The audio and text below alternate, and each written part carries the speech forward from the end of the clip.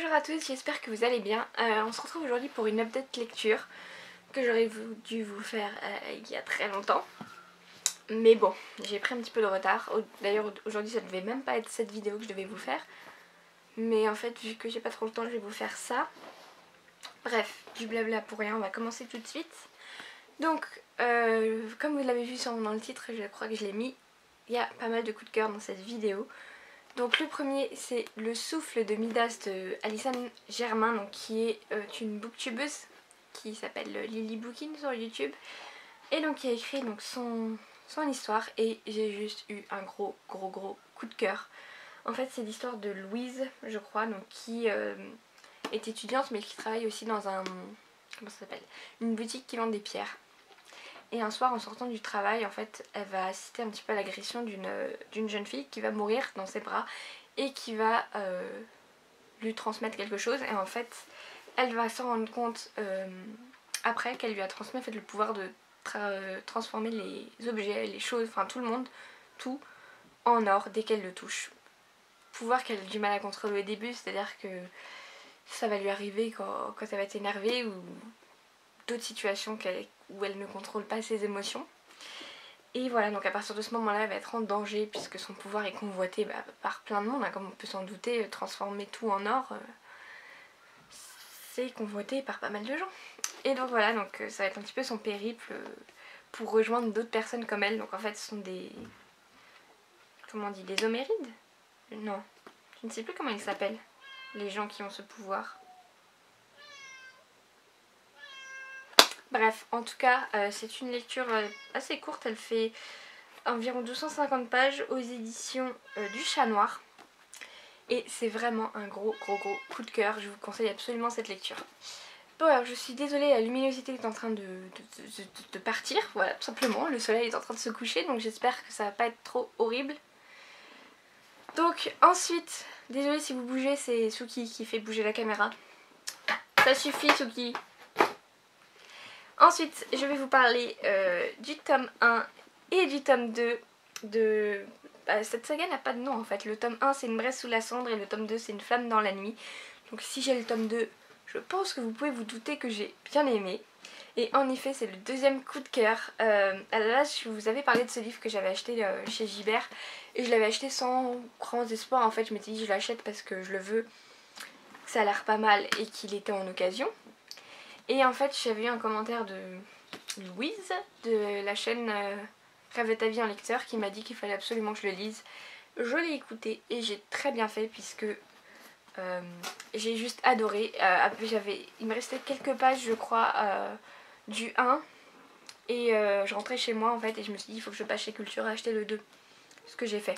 Donc en fait c'est l'histoire de... je ne sais même plus comment... Layla et de Elias. Donc Layla fait partie d'une classe de personnes, on va dire, qui s'appelle les érudits, donc qui étaient un peu les gens un petit peu intelligents du royaume. Et en fait il y avait plusieurs clans si je puis dire, et en fait les martiaux, donc le clan un petit peu des gens qui se fight, qui se battent, qui ont les armes et tout, ont pris le pouvoir et ont mis en esclavage du coup les érudits. Enfin la plupart, après certains vivent un petit peu dans la pauvreté, dans un quartier de la ville. Et en fait la famille de Layla va être un petit peu raflée donc, par les masques. Donc les masques qui sont en fait des martiaux qui ont été dans une école spéciale où en gros sont un peu des... on va dire des SS. C'est horrible mais c'est le mot qui me vient à l'esprit quoi. Enfin les... pas la police mais... des mercenaires, je sais pas trop comment dire. Bref, qui ont du coup un masque argenté qu'ils portent toujours. C'est pour ça qu'ils s'appellent les masques. Et donc en fait ses grands-parents vont se faire tuer et son frère va se faire enlever. Et elle du coup elle va essayer de trouver les rebelles pour l'aider à délivrer son frère, parce que son frère apparemment avait des... enfin voilà quoi, il faisait pas partie des rebelles mais quand même il était pas clean à ce niveau là. Et donc du coup elle va les chercher pour essayer qu'il l'aide. Et ils lui disent ok on veut bien t'aider mais toi tu dois aller faire l'esclave de la chef de l'école des masques pour essayer de nous trouver des informations. Et là après on ira délivrer ton frère. Et donc c'est comme ça qu'elle arrive dans l'école qui s'appelle Blackcliff, je crois que c'est ça.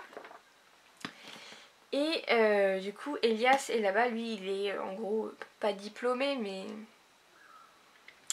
mais il sort de l'école et en fait il va y avoir des épreuves pour choisir le remplaçant de l'empereur actuel. Et ça va être un choix entre les 4 meilleurs de l'école dont Elias fait partie. Donc voilà, et donc on va suivre d'un côté Elias avec les épreuves dans le tome 1.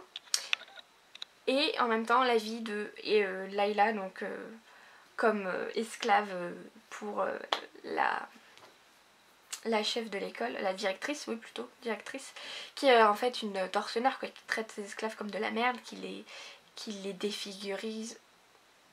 Défigurise. Oh mon dieu, mon français a mal aux oreilles. Les défigure, qui leur fait tout un tas de tortures et de saloperies. Et voilà, j'ai juste adoré et j'ai pas pu m'empêcher de lire directement le tome 2.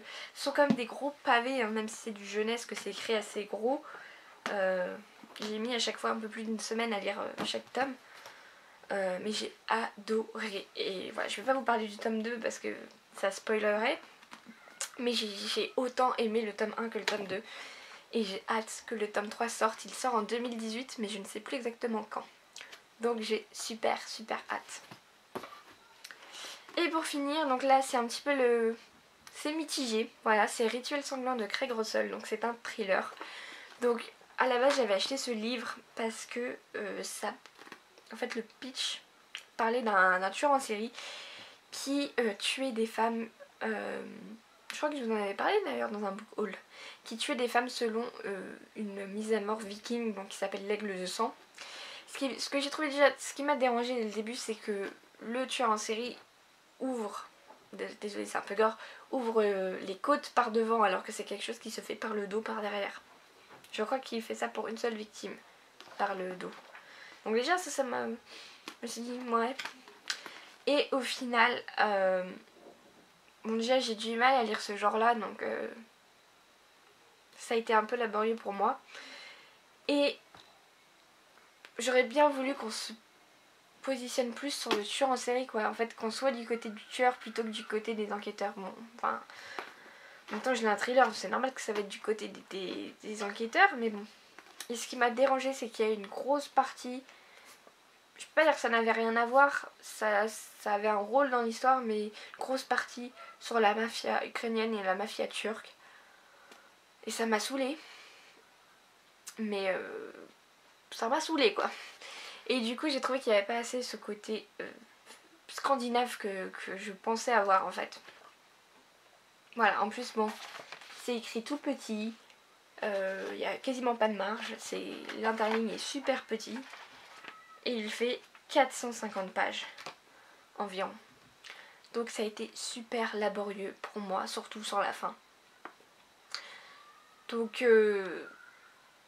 après je peux pas trop vous dire si c'est un bon thriller ou pas parce que j'en lis très peu. Je vais essayer de me mettre un peu plus. J'ai d'ailleurs acheté un autre de Craig Russell qui est dans la même lignée. Et je sais pas si je vais le lire parce que j'ai un peu du mal. Mais là je sais que je vais lire prochainement Amstramgram de... Je ne sais plus qui est l'auteur. Et je pense que ça va me plaire un peu plus. En tout cas j'espère. D'après ce que j'ai vu ça a l'air quand même un bon thriller. Donc j'espère que ça va me plaire. Mais celui-là ouais je suis très mitigée. Bon il me reste 44 secondes maintenant moins pour vous dire que la vidéo est finie. Et pour vous dire que je vous retrouve très bientôt pour une prochaine vidéo. Salut!